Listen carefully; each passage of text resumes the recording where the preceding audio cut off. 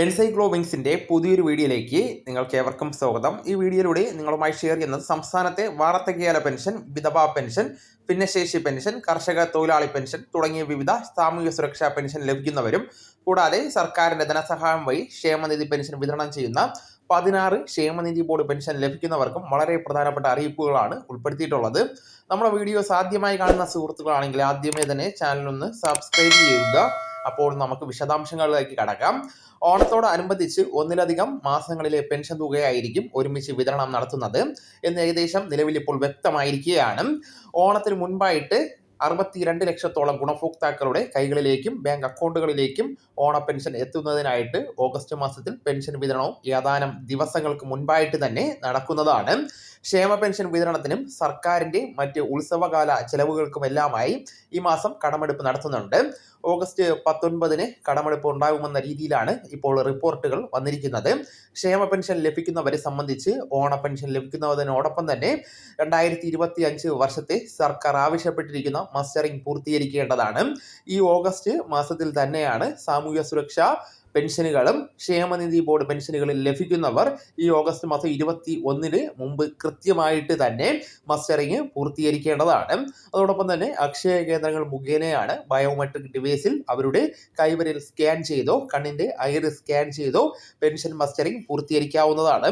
സർക്കാർ പറഞ്ഞിരിക്കുന്ന സമയത്തിനുള്ളിൽ തന്നെ മസ്റ്ററിങ് പൂർത്തീകരിച്ചില്ല എങ്കിൽ അവരുടെ തുടർന്നുള്ള മാസങ്ങളിലെ പെൻഷൻ സസ്പെൻഡ് ചെയ്യപ്പെടുവാൻ സാധ്യതയുണ്ട്.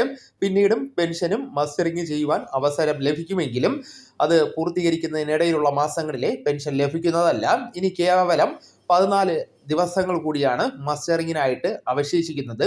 ഓരോ വർഷവും ലക്ഷക്കണക്കിന് പേരാണ് മസ്റ്ററിങ് പൂർത്തീകരിക്കാത്തതിനാൽ പെൻഷൻ പട്ടികയിൽ നിന്ന് പുറത്താകുന്നത്.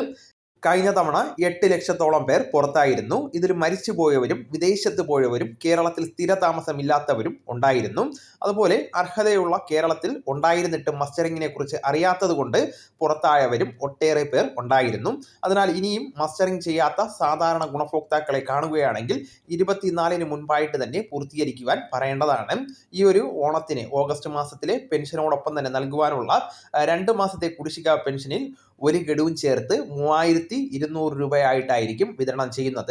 കഴിഞ്ഞ ഓണത്തിനും 3200 രൂപ തന്നെയാണ് വിതരണം ചെയ്തിരുന്നത്.